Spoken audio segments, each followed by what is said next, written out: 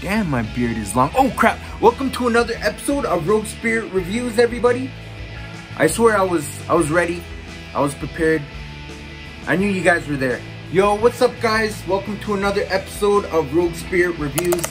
It's been a while because honestly I've been playing Tales of Arise and I decided to go back and play the older games as well in the Tales of series to see which games are the best to play before you go out and purchase Tales of Arise, or wait for it to go on a price drop, because you know Tales of games usually do go for a price drop after a while. So yeah, anyways, I thought it would be an amazing video today if we focused on the top Tales of games that you should play before Tales of Arise.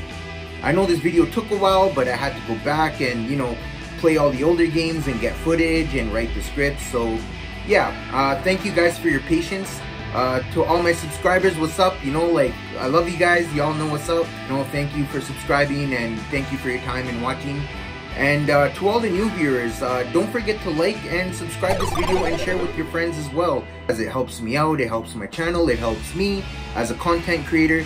So yeah, without further ado guys, oh, and also I'm starting another YouTube channel where basically I'm just gonna focus on solid gameplay, and basically it's gonna be called Roguespirit Plays. It's for people that just want to check out gameplay while they're waiting for a review here and there. So it's a little bit, it's different. It's a different type of content and I think it's interesting. So yeah, check that guys out if you want as well. I'll make a video or an update on it once I actually create the channel and get things moving. But yeah, I hope you guys enjoy this video. Let's get to it.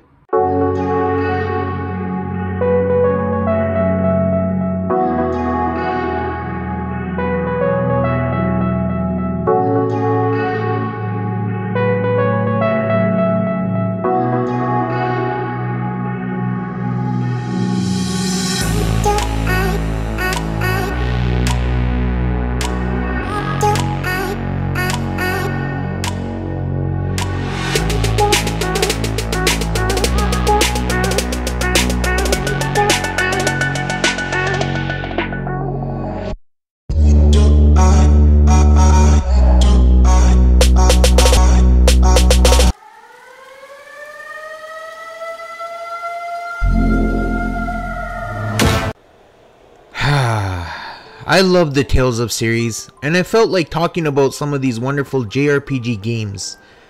I thought it would be a great idea to make a top 5 video in which I get to geek over some of my most favorite games from this series, and games that I think you guys should check out and play before buying the new game, which is named Tales of Arise. Let's start off with number 7, Tales of Phantasia.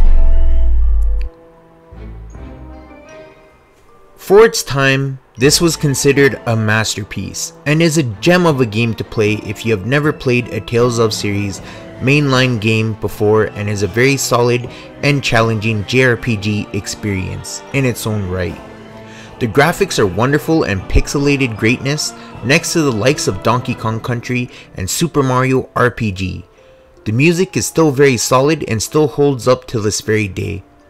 The story, while not anything amazing for today's standard, is still told very expertly, and the main villain Daos still kills it every time he is on screen. Much like Star Ocean, this game was different. Instead of battles playing like a turn-based strategy game, this game differentiated itself by allowing the player to control the main characters while still having that turn-based combat feel, as you will still have to bring up the battle menu and select items and spells and then select who to use them on.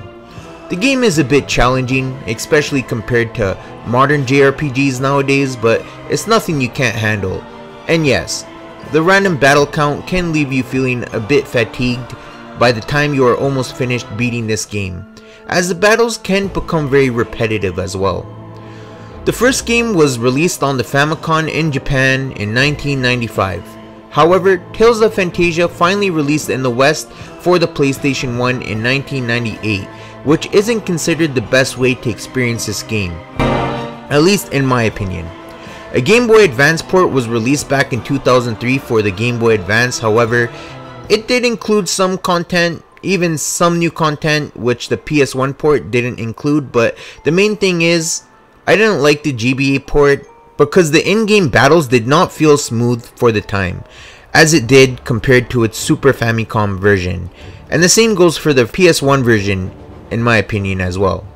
And yes, I know the story can be a bit lacking compared to the other games, and yes, the main characters don't stand out as the latest characters from the mainline franchise, and there are no readable funny skits, but for a start, the characters are still great and fun to interact with, especially the main villain Daos, which I mentioned earlier. But if it wasn't for Tales of Phantasia, then I believe that we would not have this wonderful collection of JRPG games in the first place, and so credit is due. Honestly, if you love old school JRPGs from back in the day, then you can't go wrong with Tales of Phantasia. Whichever port and whatever way you choose to experience the first game in the Tales of series is up to you, but trust me, this one should not be missed, which is why I have it sitting at number 7 on this list.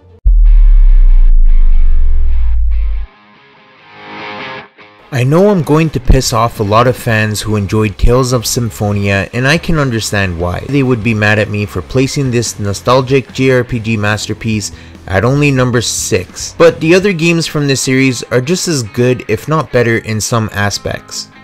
But don't misunderstand me, Tales of Symphonia was a masterpiece from this series at the time when it launched onto the Nintendo GameCube video gaming console back in 2003.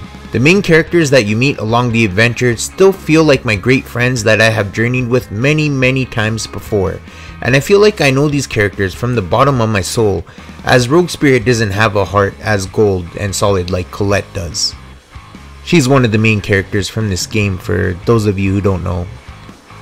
The battle system was perfect for its time, and it is still pretty great and keeps the player focused, as some battles can get very intense. For example, during boss battles you'll have to play more strategically and use character arts, which are basically skill attacks which you can use after stringing up a combo with your base attacks to keep the combo going and to hit the enemy hard. It truly did feel like I was playing a fighting game and being rewarded for finishing battles quickly while being alert and focused, and I loved getting good grades after each successful battle. Another thing this game introduced for the first time in the series are the readable character skits, which made each of the main characters' personalities shine outside of the main story arc, and reading these skits was a great time and a good break from the action as well. By the end of the game, I felt so connected to these characters and felt like I truly knew them.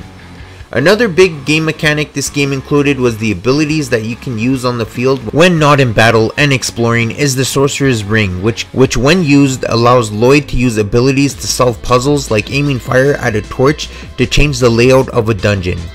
You can even upgrade this ability. For example, eventually you'll be able to aim thunderbolts at robots from a distance in order to stun them in the proper place to solve a puzzle. I loved the puzzles in this game. They were fun, rewarding to complete and master. And yes, the Sorcerer's Ring ability does return in other games like Tales of the Abyss for example. That's how innovative this mechanic was back in the day. Also, this game also introduced cooking. Specific character cooks a set ingredient. It can restore your TP and your HP. When I saw the ending credits, I felt sad and upset, as if I was saying goodbye to some great friends. That's just how strong the writing is for each of these characters in this game, which this series has now mastered and is best known for doing and improving from the older games. The plot twists are pretty amazing and heartfelt, and by the end of the game, all the main characters truly do grow and turn into a group of mature, experienced adventurers trying to save the world from the bad guys while dealing with their own inner personal struggles. Watching Lloyd and Genis poking fun at each other never gets old, and witnessing Rain, who is Genis' sister by the way, become very infatuated with old ruins always had me laughing. And who remembers meeting Zelos for the first time? I'm sure it's not just me. The graphics are cel shaded and the character models do look a bit odd, but back in the day this was one of the better looking games. Even though it was no Wind Waker, the graphics still hold up and give it more of a personal nostalgic charm, if that makes sense. The boss battles were amazing as well, and the main villain Mythos Yggdrasil is still great fun to take down and finally defeat. The game also introduces titles for each character, which allows the main characters in your party team to change and grow their stats as they level up, and also change each character's appearance and clothing style, which as someone who enjoys making their party members look badass, I've very much appreciated these cosmetic effects in the game. To unlock some of these class titles, you have to explore each nook and cranny and complete certain side quests. Symphonia also added X skills, or EX skills and EX compound skills, which benefit your characters and make them improve as well, and add bonuses and perks. Oh, and I loved exploring the huge overworld map while riding on the back of Noish, the main character's main dog, while the overworld map music played in the background. This is a long game as well. It took me about 40 hours and I didn't even do all the extra things. And the replayability was amazing as you unlocked the new Game Plus mode, which unlocks a grade shop where you can purchase perks or EX skills among more things from what I remember to make your second playthrough even that much funner than the first. Top that off with the multiple different ending and your 40 hours can turn into another 100 hours if you couldn't put the controller down while playing this wonderful game. All in all, this was a huge win for the Tales of series franchise and pushed the series forward in a way that felt mostly magical and exciting. And I couldn't wait to see what NAMCO had in store for us in the near future. I was hooked, and it's because of this game that I went back and tried out Tales of Phantasia. Go play it, and for those who haven't played this game since its initial GameCube exclusive release from back in the day, and if you're wondering if it's too late, it's not. You can find this game on the PlayStation 3, which the base game was included alongside with the sequel in the Tales of Symphonia Chronicles collection. That is if you still own a PlayStation 3. I even implore fans who haven't played this game for a long time to re-experience this classic. Enough said.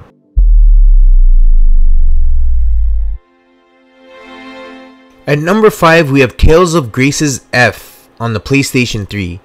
This game is a very personal favorite entry of mine, and to start off, I know that the game does sort of have a very slow start to the story, as you mainly play as a group of kids, and I honestly thought that this was going to be a less mature storyline that focuses on a group of kids and their daily dramas of playing outside, but the game's story eventually picks up, and you grow from a child into an adult after 7 years have passed since a disheartening event which has all of the main characters split up from each other and go from friends to enemies, as each of them feel like the main character, who was named Asbel Lant, has abandoned them and moved on to focus on his own selfish goals, while the rest had to move on and accept their reality.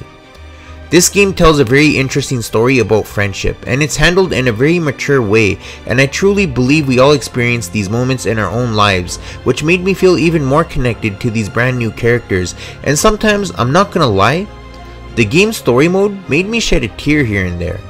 The skits are wonderfully crafted here, as you can expect from a Tales of game, and the graphics, even though not as impressive compared to today's standards, is still very gorgeous, cel-shaded goodness. The music is very Tales-like, and the soundtrack does not disappoint. In fact, it's very good and reminded me that I was playing a Tales of game the whole way through the story. The combat is very confusing as well. The combat can be confusing as the game does drop a lot of information about the battle system for the first half of the game, and there is a lot to remember, but in practice, it's very easy to get a hang of once you play around with the battle system and start understanding its mechanics. Then everything kind of clicks.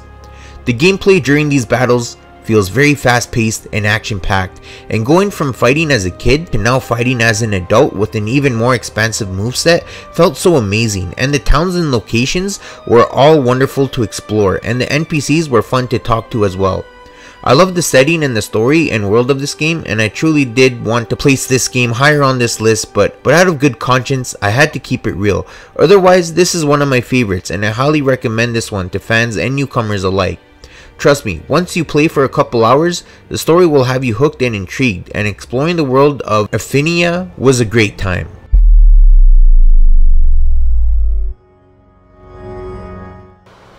At number 4, we have Tales of Xillia 2.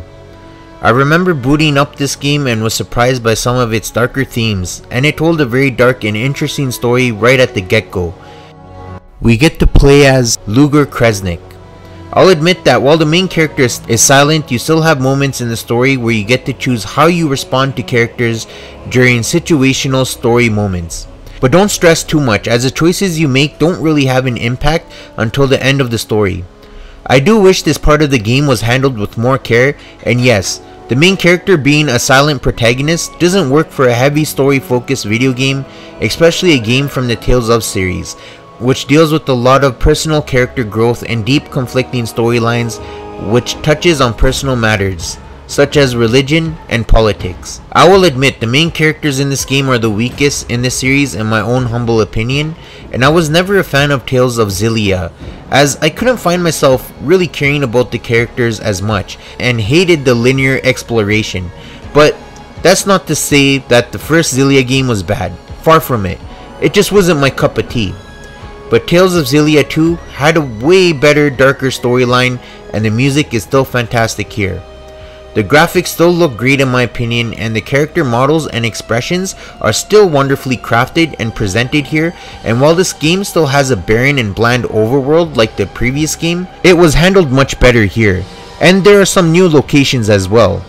Yeah, you can't really progress in the main story or adventure into a new area if you still haven't paid off a set amount off of your given debt. Yeah, I forgot to mention, in this game you are basically paying off a loan due to some story events, and you won't be able to explore new areas or progress the story until you pay off some of that debt. And in order to pay off your debt, you have to do a bunch of side quests like hunting down big scary monsters or completing a party member's side quest, but it doesn't bother me as much, and that's because they killed it with the battle mechanics during enemy encounters. You basically have a bunch of weapons, which the main character wields. You can manually switch between each weapons on the fly during a fight. You can switch between a hammer, or 2 guns, or 2 dual wielding swords, and each enemy is weak to a certain type of weapon. Besides that, you can link up with party members during a battle and a solid connection is established, and you can then perform linked arts and take down an enemy quicker. Some links work better against certain types of monsters. For example, if you are dealing with heavy armor focused foes, you can link up with Alvin in order for him to knock down those heavy shielded and armored foes to the ground quickly, which you can then follow up with a link attack and obliterate the enemy. The new Alien Orb mechanic helps your characters grow and learn new skills, as well as arts to use during battles. The combat and boss fights are amazing, and I can't get enough of it. I love playing this game, and you can't make a wrong investment with Tales of Xillia 2 for the PlayStation 3. Please look into this one if you have the time. At number 3, Tales of the Abyss. How do you top Tales of Symphonia? With Tales of the Abyss, that's how. This game is truly a classic and masterpiece when it comes to story and tone. One of the top tier, if not best Tales of games ever created within the mainline franchise that is the Tales of series. This game has one of the strongest set of main characters and top tier villains that, in my humble opinion, can't be topped unless they are from the next 2 last games on this list. But even then, this is a very special game which is close to my heart, and I can't forget about it. Until my dementia kicks in, that is, but hey, at least I will re-experience this game as a brand new player that way. I hope so anyways. The main character, who is named Luke von Fabre, whatever, is a privileged brat who got to grow up inside of the Fabre mansion castle, who his parents own, and was told to never leave or travel past the castle walls by his own family members, thus making Luke very naive and clueless, as well as very selfish, ignorant, vulgar, and a very rude individual to others who he deems as not worthy of his time and patience if they don't come from a rich background or have the same social status as him, or if he can't understand them. The game developers did a superb job with making you despise and loathe the main character's guts, but this is all intentional. The main character truly does evolve halfway through the plot in a very surprising and organic way, and plot twists occur between each characters and in their own personal relationships, which ends up turning the plot of this game into a very political, dark, and mature storyline, which is why I understand why this game is so special to some fans. Tales of the Abyss is considered the best of the best to most, and is the reason why some fans hold this entry in this long-running franchise to a very high golden standard. At least I do anyways. All of the main characters are wonderfully and expertly crafted, and their personalities are among the best within the Tales of series. The skits are wonderful and entertaining as well. I still laugh when Luke calls Mew Thing. Amazing groundbreaking gameplay mechanics and skills which you can learn and equip, like for example, equipping a skill that lets you hold the L2 button during a battle to run around freely on the battle map, was truly groundbreaking at the time, and combine that with the very amazing musical soundtrack, and you can't go wrong here. All these things I have mentioned really immersed me into the experience. Loved the battle theme, by the way. Well crafted dungeons, challenging boss fights, kept me hooked, and while the overworld map is barren, it's so fantastic for its time, and I loved getting lost and figuring out where to go or what I have to do or who do I have to talk to in order to progress the story. This game has some of the most iconic locations for the players to explore, and believe me, some of these locations and towns or dungeons are engraved into my memories, and they will be engraved into yours as well. Every JRPG fan needs to experience this story at least once in their lifetime, and while it's not the best JRPG story ever told, it was exceptionally well crafted enough to stand on its own. I also didn't mention the hidden boss fights, which you can find on the world map, but believe me, you're going to want to locate and obliterate every last one, and completing a lot of the side quests is going to add numbers on the clock during your first playthrough. Trust me on this one. Pick it up.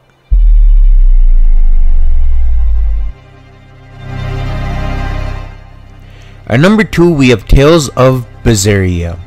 Another great entrance into the mainline Tales of franchise. This game came out at a time when fans and JRPG critics alike were finally starting to experience fatigue with the Tales of series games, much like the Assassin's Creed series. Fans and critics started expressing that the Tales series is starting to become mundane and stale. I do agree though that yes, the series was starting to become stale, and I wish they did do more, and it would have been nice if it took full advantage of the PS4 system hardware and capabilities, but as a longtime fan since Symphonia, I just had to pick this bad girl up and see what it was like for myself. To be blunt, I enjoyed every second of this experience. The gameplay is very well crafted and deeply thought about, and I understand why the tutorials and combat can scare off some gamers by making it seem way more complicated than it really is. Honestly, most of these games you can just button mash away until you win, so don't fret. But what they did here was interesting, if a bit overwhelming, if deeply thought about. Basically, you have to build up your soul gauge meter, SG for short, in order to perform arts and longer lasting combos. I just stick this playing as Velvet, as she's awesome. This is the darkest story and has some of the darkest atmospheres out of all the Tale games in the series, and thanks to its mood and atmosphere and main plot, which has to do with avenging a loved one, this is the darkest story and has some of the darkest atmospheres out of all the Tales games in the series, thanks to its mood and atmosphere and main plot, which has to do with the avenging a loved one and living with the sole purpose of solely trying to claim revenge over your brother named Lificit, who was sacrificed by Velvet's brother-in-law named Artorias during the Scarlet Knight event. Oh yeah, her older sister Celica died as well. Damn, this video got depressing very quickly. But this game still has a lot of charm and bright fun moments between the main cast who are very interesting to learn about. You see, the main hook of this game and what makes it so special to me and for others is that for the first time in the Tale series, instead of playing as the good guys, you play as the anti-heroes who aren't too goody two-shoes, and they only get involved in certain situations if their own selfish goals align with their own personal vendetta. Yeah, the overworld is barren, but still I didn't mind, and yeah, the graphics aren't the game changer in no way, shape or form, but it still didn't bother me. This was still a fresh experience, and I would say that before playing Tales of Arise, you should definitely play Tales of Berseria first, as it's the second last newest original game out of the series before Tales of Arise released this September in 2021, and that doesn't include new remasters or remakes. So what are you waiting for? It's dirt cheap right now, so it's definitely worth the investment. And Arthur were together.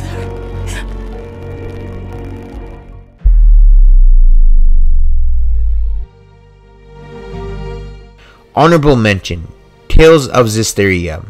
This isn't a bad Tales game when it comes to the core gameplay exploration. However, the story wasn't my cup of tea and it was far too simple. A good guy is born to defeat the bad guy. Yay. This is basically a story about Jesus Christ who goes on an adventure with his disciple. This is a tale focused on Sore, the main character of this game, and he basically becomes a shepherd once accepting a contract from Xillia, who is one of the Sephirim who can't be seen by ordinary people, only by the shepherd, in this case, Sore. You go on a quest to rid evil from the world, and honestly, it was very boring to me. While I still liked and enjoyed the main characters, it just didn't hit home for some reason. but I still enjoyed this game and it's not a bad game at all. Far from it. This is why it gets an honorable mention award. Good job, Tales of Xillia. No, but seriously, this is a game worth playing, for sure.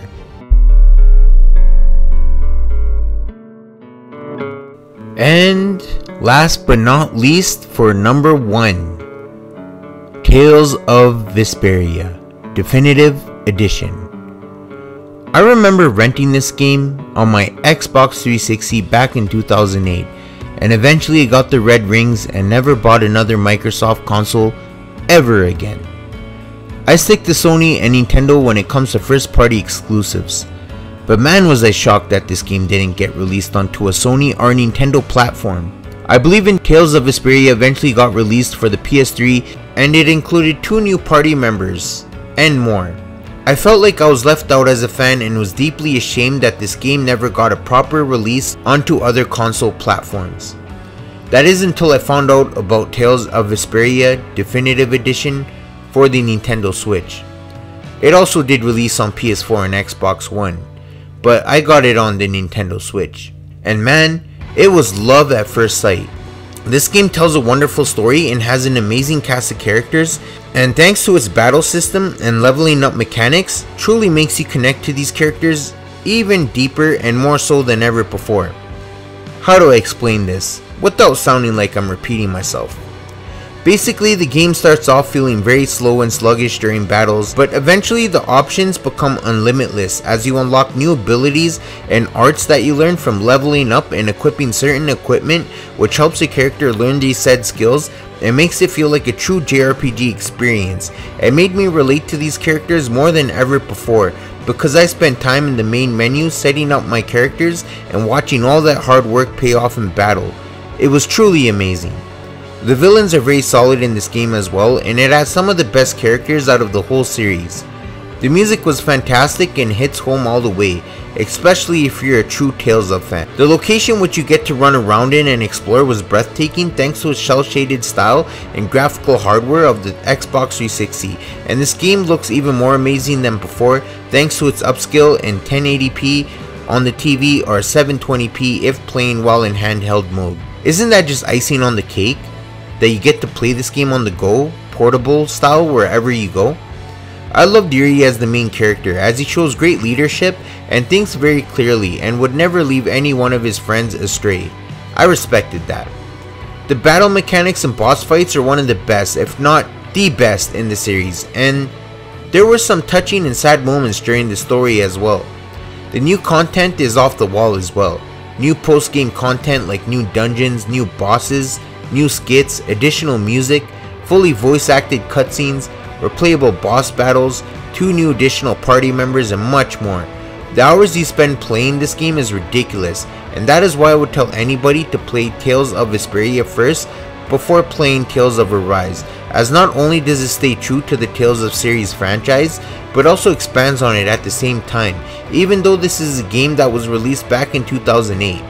This definitive remaster truly feels like a whole new experience, and playing through this long JRPG adventure on my Nintendo Switch while on the go was truly immersive, which is why I placed it as my number 1 pick for my top 7 Tales of games that you should play before playing Tales of Arise. All in all, you can't go wrong with any game that I've shown in this video or from the series. These games are all wonderful JRPG experiences in their own right, and the amount of content that each game has is ridiculous, and the gameplay is amazing in every single game mentioned here today. Thanks for watching, everybody. I truly hope I did justice explaining each of these games on my list, and apologies if I left out anything important about these games. Let me know in the comment section which are your top favorite Tales of games to play within this fantastic franchise and series. Don't forget to like this video and share as well, and subscribe for great video gaming content. My name is Jodhvir Chauhan. I love and breathe video games, and it's a privilege that I finally got a chance to talk about these wonderful games. On the next episode of Roguespirit Reviews, I will be reviewing Tales of Arise, so look forward to that. What else? Oh yeah, I'm starting a new YouTube channel which is named Roguespirit Plays. It will just be a fun side activity where I post gameplay clips, and if you're bored, why not go subscribe and check it out once I have the channel up and running. I'll be sure to update you all when that happens. Thanks everybody, stay safe, and I'll see you all in the next episode. Peace out.